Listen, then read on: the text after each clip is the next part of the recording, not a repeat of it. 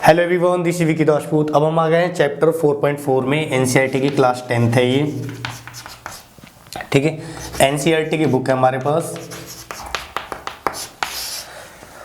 Chapter 4.4। 4.3 में already कर चुका। 4.3 में दो पार्ट में बनेंगे, क्योंकि काफ़ी लंबी वीडियोस थी, इसलिए थोड़ा उसको दो पार्ट में बना। तो जो बच्चे की कन्फ्यूजन है अभी भी, वो पीछे जाकर अच्छे तरह से समझ सकते हैं, ठीक है। अब हम आ गए चैप्टर 4.4 में। तो 4.4 में बेसिकली कुछ नहीं, वो 4.1, 4.2 और 4.3 का टोटल मिक्सअप है, जो कि 4.4 है।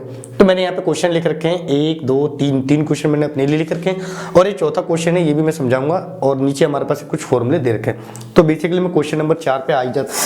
एक्सरसाइज 4.4 में क्वेश्चन बेसिकली कहता क्या है, समझो, ठीक है भाई।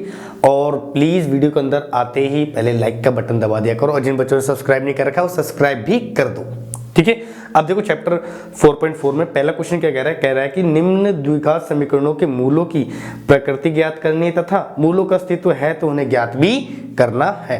अब इसमें मूलों की प्रकृति बतानी है तो मैं, और उसके बाद उसके मान बताने।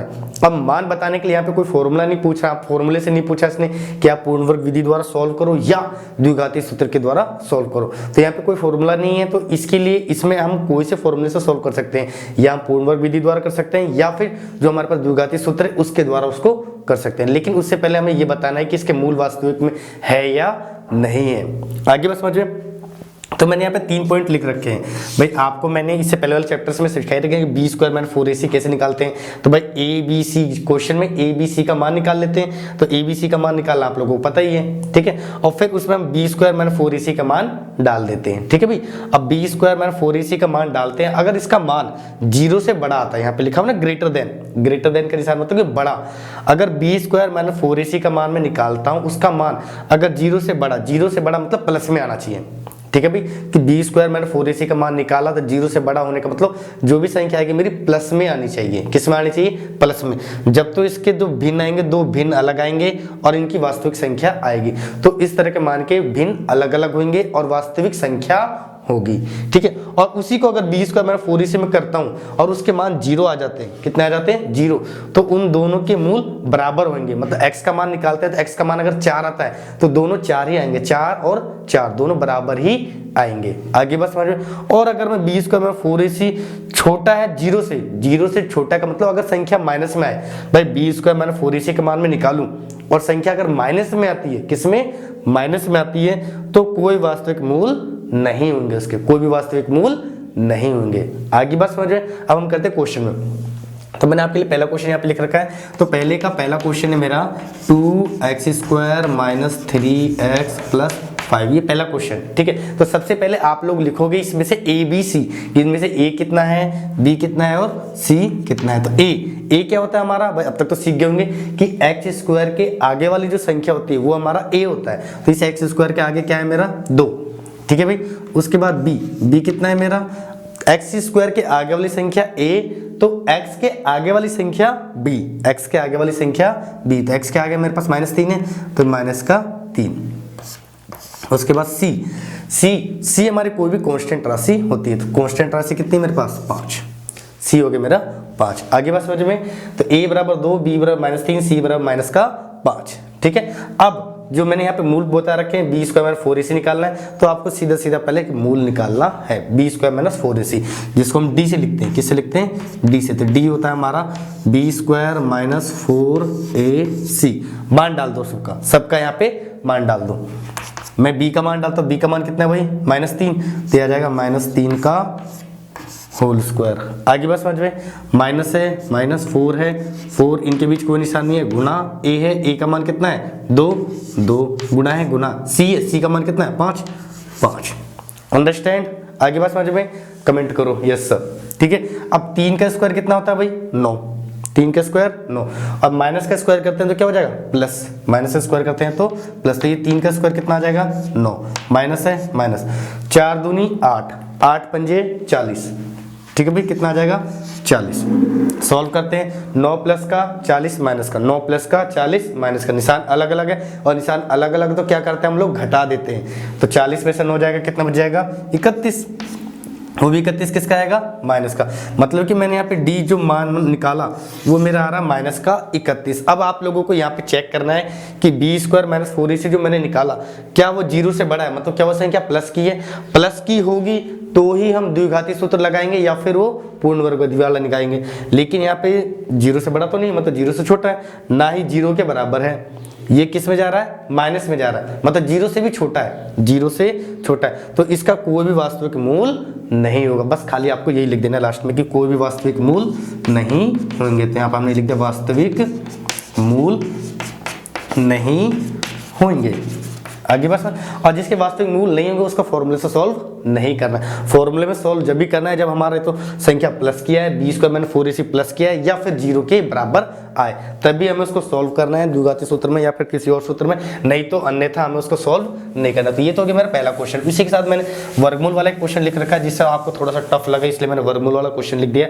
वर्गमूल वाला क्वेश्चन देखो ये ला, ठीक है भाई। क्वेश्चन है मेरा 3x² minus 4 root 3x plus 4 बराबर 0। That's it. तरीका वही है। सबसे पहले क्या निकालोगे, a। तो सबसे पहले मैंने लिख दिया a।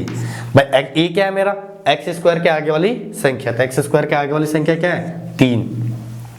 उसके बाद b बराबर क्या है, x के आगे वाली संख्या, x के आगे वाली संख्या क्या आ जाएगा, माइनस 4 रूट 3, 4 रूट 3, ठीक है भाई।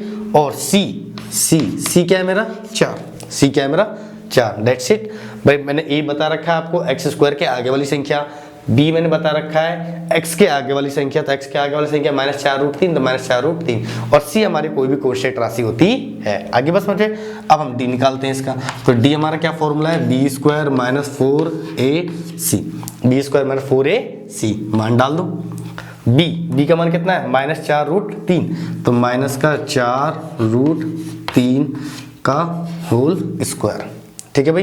फिर उसके बाद माइनस है, माइनस 4 है, 4 इनके बीच कोई निशान नहीं है, गुना a है, a का मान कितना है 3 गुना c है, c का मान कितना है 4। That's it. आगे बस समझो।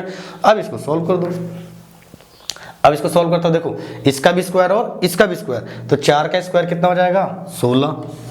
फिर इन दोनों के बीच कोई निशान नहीं है, गुना रूट 3 का स्क्वायर, तो रूट 3 का स्क्वायर होता है 9, और 9 का वर्गमूल कितना होगा, 3, तो मतलब यहाँ पे आ जाएगा कितना, 3। माइनस का स्क्वायर क्या होता है, प्लस, तो प्लस हो जाएगा। माइनस है, माइनस 4 तिया 12, 12 चौक 48, 12 चौक 48।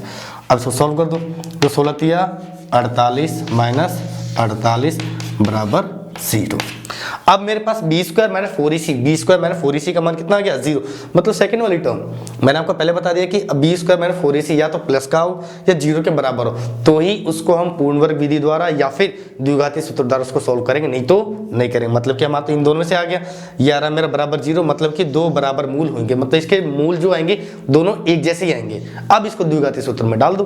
तो द्विघाती सूत्र क्या है मेरा, x बराबर minus b plus minus under root b square minus 4ac बटे में 2a। That's it. मान डाल दो, मान डालो भाई। माइनस है, माइनस b है, b का मान कितना है, माइनस 4 रूट 3, तो माइनस 4 रूट 3। आगे बात समझ में। फिर उसके बाद प्लस माइनस है, plus minus b square minus 4ac, तो बी स्क्वायर माइनस 4ac का मेरे को बार बार मान निकालने की जरूरत नहीं है। मैंने यहाँ पे मान निकाला ना भाई, ये निकाला बी स्क्वायर माइनस 4ac, तो कितना है लास्ट में 0, मैं डायरेक्ट लिख दूंगा 0, ठीक है। That's it. उसके बाद 2 है, तो 2 गुना में a का मान कितना है भाई, a का मान ये रहा 3, a का मान 3, सोल्व कर दिया, हो गया। That's it. अब ये 0 का रूट 0 ही होगा, प्लस कर लो चाहे माइनस कर लो, 0 से कोई फर्क नहीं पड़ेगा। तो ये तो हमारा खत्म हो गया। बचा क्या मेरे पास, माइनस। अब यहाँ पे बचा ये माइनस और ये भी क्या है माइनस, ब्रैकेट के बाहर माइनस का निशान, तो अंदर का निशान चेंज हो जाएंगे, तो अंदर का निशान चेंज हो गया, तो मेरे पास आ गया प्लस का 4 रूट 3 बटे में 2 तिया 6, 2 तिया 6। That's it. इसको सोल्व कर दो, तो 2 दूनी 4 और 2 तिया 6, ठीक है भाई। ये आ गया फाइनली मेरे पास 2 रूट 3 बटे में 3।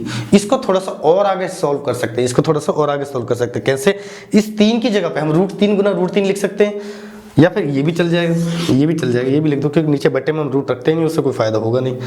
तो 2 रूट 3 बटे में 3, दैट इज द आंसर। ये दोनों सेम आएंगे, ये 2 ही बराबर मूल आएंगे, ये एज इट इज ही रहेंगे। आगे बस समझ में। That's it. ये हमारा आ गया इसका फाइनली आंसर, ठीक है भाई। जिसको वीडियो समझ में नहीं, वीडियो पॉज करो, थोड़ा सा पीछे आओ, दोबारा उसको समझो कि हमने कैसे स्टेप बाय स्टेप किया था। ठीक है। अब हम आ जाते हैं क्वेश्चन नंबर दूसरे में। क्वेश्चन नंबर दूसरा क्या कह रहा है, क्वेश्चन नंबर दूसरे में क्वेश्चन दो क्वेश्चन दे रखे हैं, दोनों क्वेश्चन में लिखा हुआ साफ साफ इसने कि निम्न प्रत्येक द्विघात समीकरण में k का ऐसा मान ज्ञात कीजिए जिसके उसके दो बराबर मूल है। अब दो बराबर मूल कौन से हैं, ये रे मतलब दो बराबर मूल कब होंगे, जब हमारा d बराबर होगा 0। तो आपको कुछ नहीं करना, वो पूरी समीकरण लिख के उसमें a b c का मान तो आएगा ही आएगा, फिर उसको 20 को मैंने 4ac बराबर 0 रख देंगे और वहां से एक k का मान निकाल लेंगे। आगे बस मुझे कैसे निकालेंगे, जैसे मैं यहाँ पे लिखा हुआ है, पहले इसको मिटा देता हूँ। इसको मिटाने के बाद फिर हम फाइनली क्वेश्चन दूसरा करते हैं। दो क्वेश्चन है तो एक क्वेश्चन आपकी प्रैक्टिस के लिए छोड़ दिया, एक क्वेश्चन मैं यहाँ पे आपको करके दिखाता हूँ, ठीक है भाई। तो मेरे पास क्वेश्चन है kx into x minus 2 plus 6 बराबर 0, ठीक है। आगे बस समझ में। अब पहले तो मैं इसको सॉल्व करता हूं, तो kx को इससे भी गुणा करेंगे और इससे भी करेंगे। तो kx को इससे कर दिया तो क्या आ जाएगा kx स्क्वायर, फिर kx को इससे कर दिया तो माइनस 2kx और प्लस का 6 बराबर 0। आगे बात समझ में क्लियर। अब यहाँ से a b c का मान निकाल लो, तो भाई a का मान कितना, a का मान वही आएगा क्या, x स्क्वायर के आगे वाली संख्या, तो x स्क्वायर के आगे वाली संख्या क्या है k, तो आएगा मेरे पास k, ठीक है भाई। b क्या आ जाएगा मेरे पास x के आगे वाली संख्या, तो x के आगे क्या है -2k, तो यहाँ पे आ जाएगा -2k, दैट्स इट, ठीक है भाई। और c का मान क्या है मेरे पास, c का मान है 6, तो यहाँ पे लिख दिया 6। आगे बस समझ में, दैट्स इट। अब उसने मेरे को साफ साफ कह रखा है कि दो बराबर मूल होते हैं, तो मैं इसको दो बराबर मूल के रख दूंगा, मतलब कि b स्क्वायर मेरा 4ac बराबर 0 रख देंगे, तो b स्क्वायर माइनस 4ac बराबर 0। इसी में से हम k का मान निकाल लेंगे। कैसे, देखो b स्क्वायर है, b का मान कितना है भाई -2k, तो मैंने डाल दिया -2k और फिर इसका स्क्वायर, ठीक है भाई। उसके बाद -4ac तो जाएगा -4 गुना a का मान कितना है भाई k, और गुना में c का मान कितना है 6 बराबर 0, दैट्स इट, ठीक है भाई। तो ये आ गया मेरे पास 2 दूनी 4 k स्क्वायर और ये 6 चौक 24 माइनस का 24k बराबर 0, दैट्स इट। अब इन दोनों में क्या कॉमन आ रहा है k इसमें भी और k इसमें भी, और 4 से ये भी भाग जा रहा है, 4 से ये भी भाग जा रहा है, तो मैंने 4k कॉमन ले लिया, तो यहाँ पे तो क्या बच जाएगा मेरे पास 4 बाहर निकल गया, 1 k बाहर निकल गया, तो कितने k बच गए 1 k बच गया, माइनस 4 का 24 भाग दे दिया 6 और k से k बाहर निकल गया बराबर 0। अब मेरे पास दो समीकरण, एक तो ये आ गया और एक ये आ गया। अगर मैं इसको इधर रखता हूँ, इसको उधर पक्षांतर करता हूँ, तो 4k बराबर कितना आ जाएगा 0, क्योंकि गुणा में उधर जाएगा तो भाग में जाएगा, और भाग में 0 से करेंगे तो 0 आ जाएगा, तो यहाँ पे फाइनली k का मान कितना आ जाएगा 0। एक तो हो ही गया। दूसरा अगर मैं निकालता हूँ तो k माइनस 6, तो k माइनस 6 बराबर 0। अब ये माइनस का 6 उधर जाएगा तो किसका हो जाएगा प्लस का, तो k बराबर 6, दैट इज द आंसर। आगे बस समझ, तो एक बार k का मान 0 आ सकता है और एक k का मान 6 आ सकता है, इनमें से कोई से मान भी हो सकते हैं। आगे बात समझ में, तो ये हमारे पास फाइनली k का मान आ गया। तो इसी तरह से आपको मान निकालने हैं। आई बात समझ में क्लियर, किसी को कोई दिक्कत। एक बार मैं क्वेश्चन 4.4 का दूसरा एक बार आंसर देख लेता हूँ, थोड़ा सा कन्फ्यूजन सा लग रहा है, तो मैं भी संतुष्टि कर लूँ, आत्मसंतुष्टि जिसको बोलते हैं। k बराबर 6, ठीक है भाई, k बराबर 6 आ रहा है हमारा फाइनल। आगे बात समझे, तो ये हमारे पास सीधा सीधा आंसर आ गया। अब आ जाते हैं क्वेश्चन नंबर 4 पे।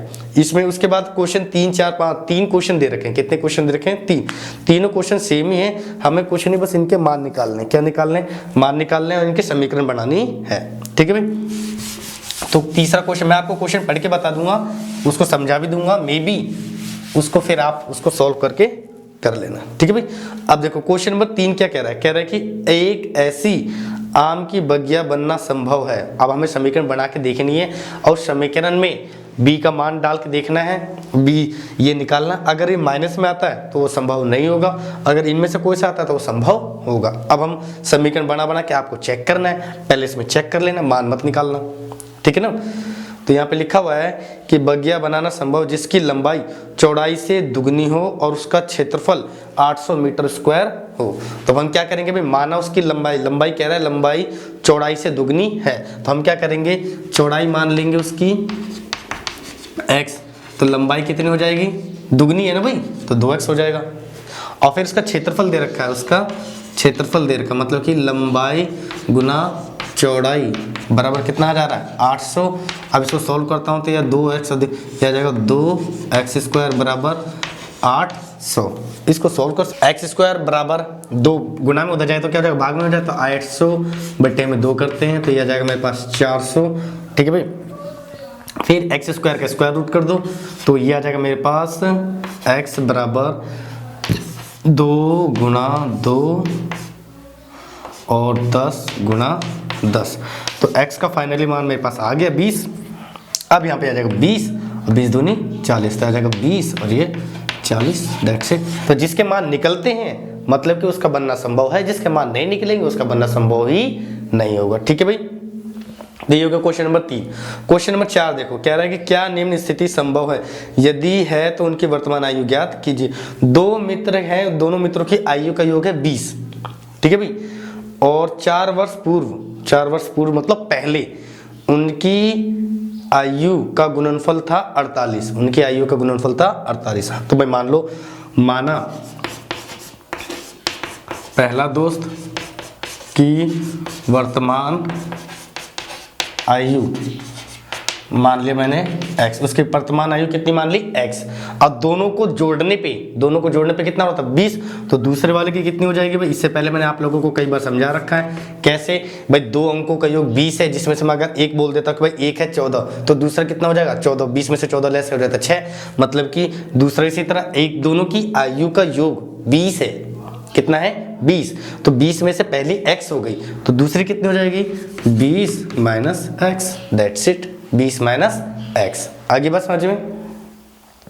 और फिर कह रहा है कि 4 वर्ष पूर्व, अब मैं 4 वर्ष पहले जाता हूँ, 4 साल पहले जाते हैं, 4 वर्ष पूर्व जाता हूँ।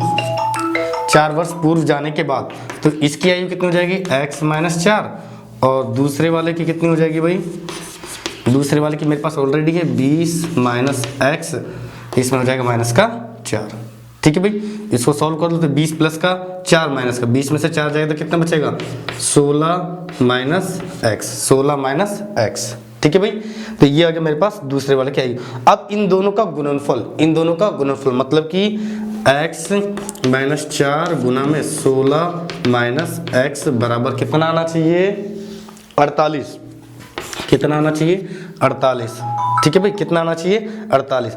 अब इसको सॉल्व कर लो, तो x को 16 से गुना करेंगे तो कितना आ जाएगा भाई 16x, फिर x को इससे करेंगे तो माइनस का x स्क्वायर, फिर 4 को 16 से कर दिया 16 चौक 64, फिर 4 को x से कर दिया प्लस का 4x बराबर 48। ठीक है भाई, अब इसको थोड़ा सा हम बीजगणित सारे एक साथ कर देते हैं, अंगगणित एक तरफ कर देते हैं। तो यहाँ पे मेरे पास फाइनली बच रहा है माइनस का x स्क्वायर, बड़ी घात वाली आगे ले लेते हैं, माइनस का x स्क्वायर, फिर प्लस का 4x है और ये प्लस का 16x है, ये भी x है और ये भी x है, तो ये प्लस का 16x और ये प्लस का 4x, 16x और प्लस का 4x, तो ये आ जाएगा मेरे पास प्लस का 20x। ठीक है भाई, उसके बाद ये माइनस का 64 है, प्लस 48 इधर आ जाएगा तो माइनस का आ जाएगा, तो माइनस का 64 और माइनस का 48 बराबर 0।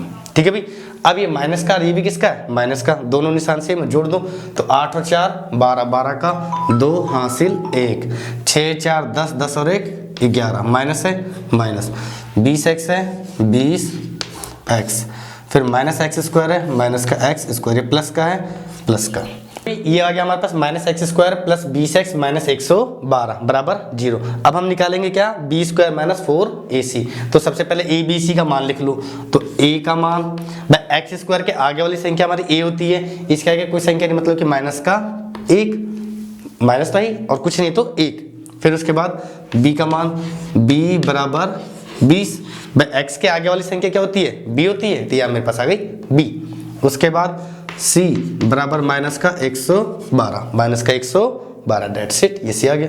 अब यहाँ पर मान डाल दो तो मान आ गया मेरे पास b square minus 4ac, d का मान निकाल दो, तो b का मान मेरे पास क्या है 20, तो आ जाएगा 20 का स्क्वायर माइनस 4 गुना में a का मान कितना है माइनस का 1 गुना में c का मान कितना है 112 माइनस का 112, ठीक है भाई। अब 20 का स्क्वायर करो तो 20 का स्क्वायर, 2 का स्क्वायर तो हो गया 4 और 10 का स्क्वायर 100, मतलब कि ये हो गया मेरे पास 400, ठीक है भाई। अब यहाँ पे देखो माइनस को माइनस से गुना किया प्लस, ठीक है, और फिर माइनस से किया तो माइनस, ठीक है भाई। और 112 को 1 से किया तो 112, 112 को 4 से करते हैं, मतलब 4 को सीधा भी से कर देता हूँ तो 4 दूनी 8, फिर 4 एकम 4, फिर 4 एकम 4, किसका आएगा? माइनस का। अब ये बताओ ये प्लस का और ये किसका है? माइनस का निशान अलग अलग हो गए। 400 में से 448 घटा देता हूं तो मेरे पास फाइनली आ जाता है माइनस का 48, माइनस का 48। अब इसमें से देखो भाई मैंने 3 बताया, या तो 0 से बड़ा हो मतलब कि संख्या प्लस की हो, या फिर 0 के बराबर हो तो मूल बराबर हो जाएंगे, या फिर भिन्न हो जाए। लेकिन जैसे 0 से छोटा मतलब माइनस का आता है तो उसके वास्तविक मूल नहीं होंगे। तो ये मेरे पास माइनस में आ रहा है मतलब कि इसके वास्तविक मूल नहीं होंगे। That's it. आगे बस मैंने उसके बाद क्वेश्चन नंबर 6 है। क्वेश्चन नंबर 6 बिल्कुल सेम ऐसा ही है क्वेश्चन नंबर 3 हमने जो किया था, सॉरी क्वेश्चन नंबर 5, तो सेम 3 के जैसा ही है। तो आई होप आपको चैप्टर 4.4 अच्छी तरह से समझ में आ गया होगा।